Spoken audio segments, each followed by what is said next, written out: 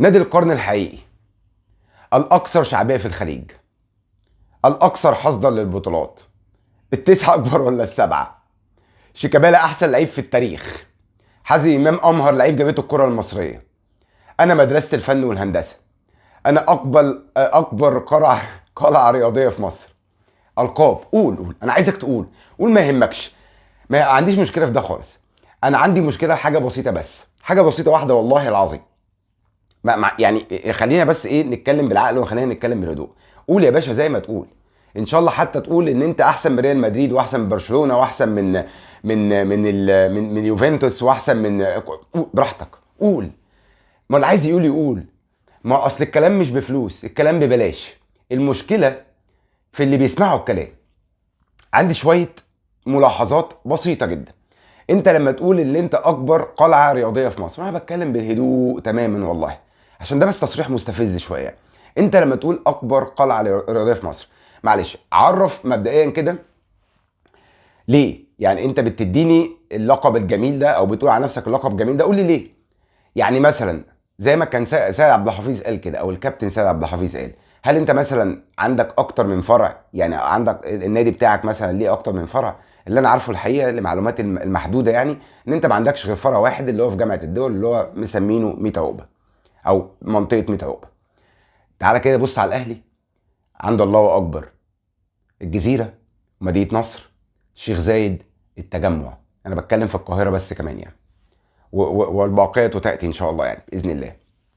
طب انت اكبر مني في ايه؟ مش عارف. طب بطولات، دوري انا 44 وانت 14. طب كاس انا اكبر منك او اكتر منك.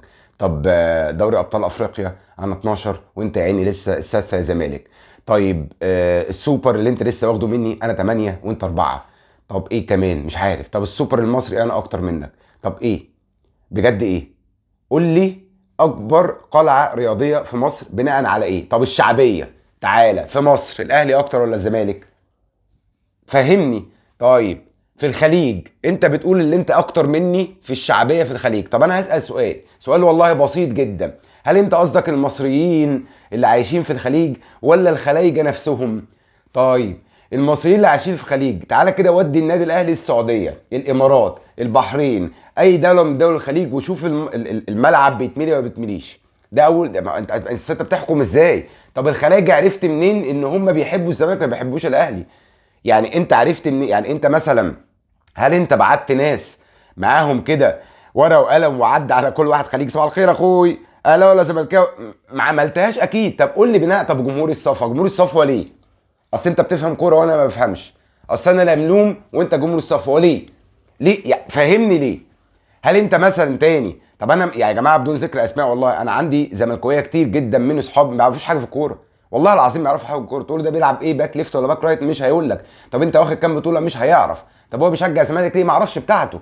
بس ابوس ايديكم يا جماعه، بلاش اطلاق التصريحات كده مره واحده على اساس انك تثبتها، يعني تدمغها على نفسك.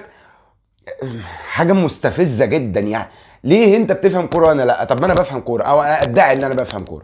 بلاش يا عم، انا حافظ كوره. تعالى كده اقعد معايا مع واحد زملكاوي، اقسم بالله لا اغسله واكويه كوره، وتاريخه مش تاريخي، يعني هكلمه على تاريخه مش تاريخي. تعالى اسال كده واحد زملكاوي مثلا سؤال فني، مش كلهم يعني، البعض منهم زيهم زي الاهلاويه، يعني مفيش حاجه جديده، ما انت بشر وانا بشر.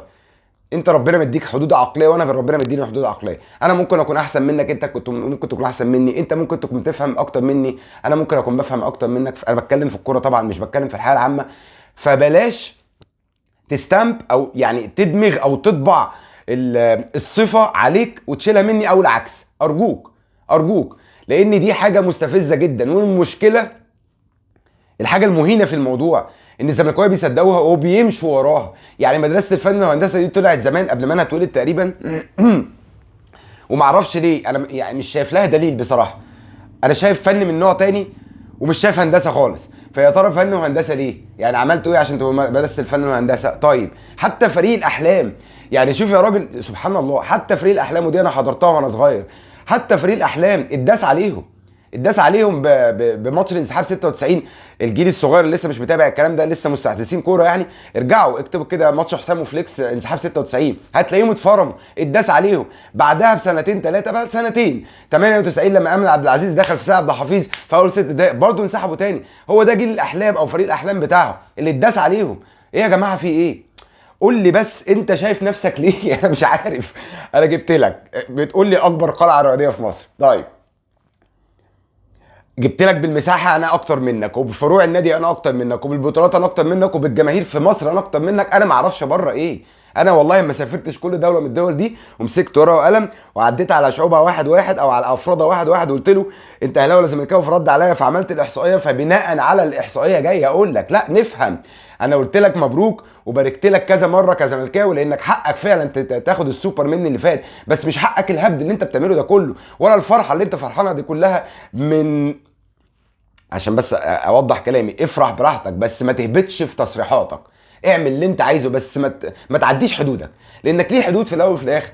ليك حدود في الاول انت نمبر 2 في مصر، انا نمبر 1 في مصر، ما فيهاش كلام، ما فيهاش كلام، والله ما فيها كلام.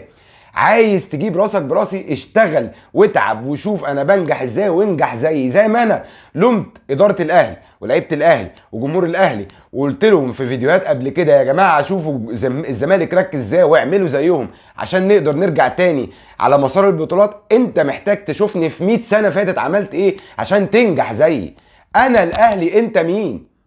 انا الاهلي انت مين؟ اكبر قلعه رياضيه في مصر بتاع ايه؟